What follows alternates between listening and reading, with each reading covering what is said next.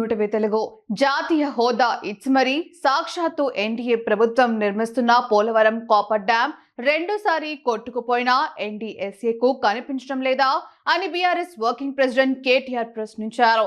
కాళేశ్వరంలోని మేడిగడ్డలో 2 పిల్లర్లకు పగుళ్లు వస్తే కాళేశ్వరం అని కారు కూతలు కూసిన కాంగ్రెస్ బీజేపీ నేతలకు పోలవరంలో కూలవరం అనే దమ్ము ధైర్యం ఉందా అని అడిగారు.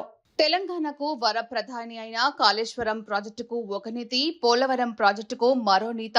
అసెంబ్లీ ఎన్నికల వేళ అత్యంత అనుమానాస్పదంగా కుంగిన మేడిగడ్డ పిల్లర్లపై కేవలం 24 గంటల్లోపే ఎన్డీఎస్ఏను దింపి బీఆర్ఎస్ పై బురద జల్లిన బీజేపీ నేతలు కళ్ల ముందు రెండోసారి కొట్టుకుపోయిన పోలవరం కాపర్ డ్యాం పై ఎందుకు మౌనంగా ఉన్నారు?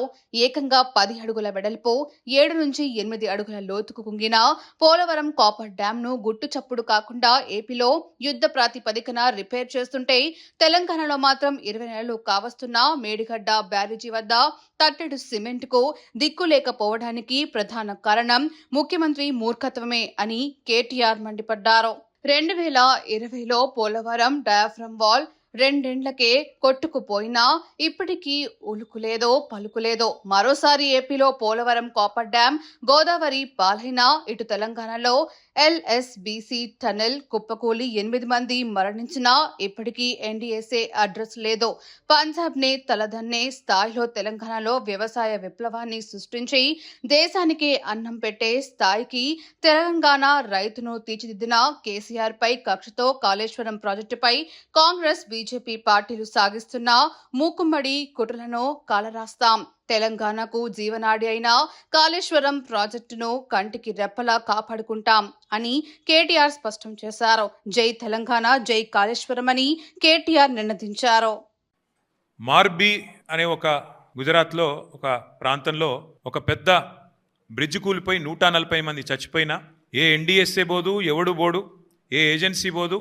140 మంది చావులకు ఫలానావాడు బాధ్యుడు అని ఒక బాధ్యతాయుతమైన ఏ ఏజెన్సీ మాట్లాడదు, కేంద్ర ప్రభుత్వం మాట్లాడదు, గుజరాత్ ప్రభుత్వం మాట్లాడదు. బీహార్లో 4 రోజులకు ఒకసారి ఒక్కొక్క బ్రిడ్జ్ కూలుతున్నా అడిగే నాతుడు లేడు. అదే తెలంగాణలో ఇక్కడ కాంగ్రెస్ ప్రభుత్వం ఉన్నప్పటికీ సుంకిశాల రిటైనింగ్ వాల్ కూలిపోయి 100 కోట్లు నష్టమైన ఎన్డీఎస్ఏ రాదు, ఎవడు రాడు. అట్లాగే ఎస్ఎల్బీసీ టన్నల్ వీళ్ళ అవినీతి కమిషన్ల కక్కుర్తితో అది నిజంగా మళ్ళా తిరిగి రివైవ్ చేసే పరిస్థితి ఉందా లేదా అని కూడా సోయి లేకుండా, కనీసం ఆలోచన లేకుండా, ఇంగిత జ్ఞానం లేకుండా పూర్తి స్థాయిలో కుప్పగూలిపోయి 8 మంది చచ్చిపోయి దగ్గర 100 రోజులు దాటిపోయినా ఇప్పటి వరకు ఉత్తమ్ కుమార్ రెడ్డి మాట్లాడాడు, రేవంత్ రెడ్డి మాట్లాడాడు, కేంద్ర ప్రభుత్వంలో ఉన్న ఒక్క మంత్రి మాట్లాడాడు.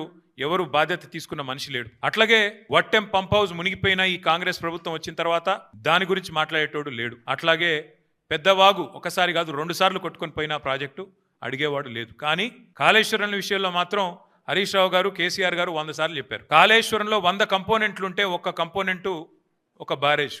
అందులో 3 బ్యారేజీలు, 19 రిజర్వాయర్లు, 21 పంప్ హౌజులు, 100 కిలోమీటర్ల సొరంగ మార్గాలు, 1000 కిలోమీటర్ల ప్రవాహ కాలువలు ఉన్నాయి. 100 కంపోనెంట్లు ఉన్నాయి.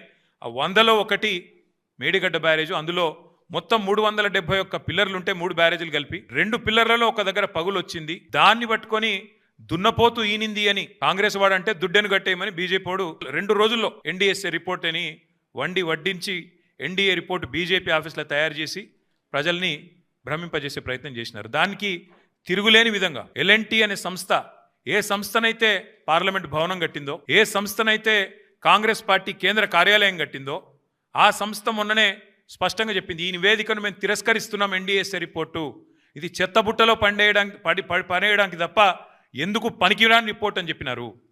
అట్లాగే ఆ సంస్థనే, ఏ సంస్థనైతే నేను అడుగుతున్నా రేవంత్ రెడ్డిని, ఏ సంస్థనైతే మేడిగడ్డ బ్యారేజ్ కట్టిందో ఆ సంస్థ నిజంగానే పనికిరాందైతే మరి కాంగ్రెస్ పార్టీ కార్యాలయం కూడా ఆ సంస్థతో ఎందుకు కట్టించినామని నేను అడుగుతా ఉన్నా. కాంగ్రెస్ పార్టీ కార్యాలయం కూడా తెలంగాణకి వెళ్ళిపోయిన మూటలతోనే కట్టిరు మీరు.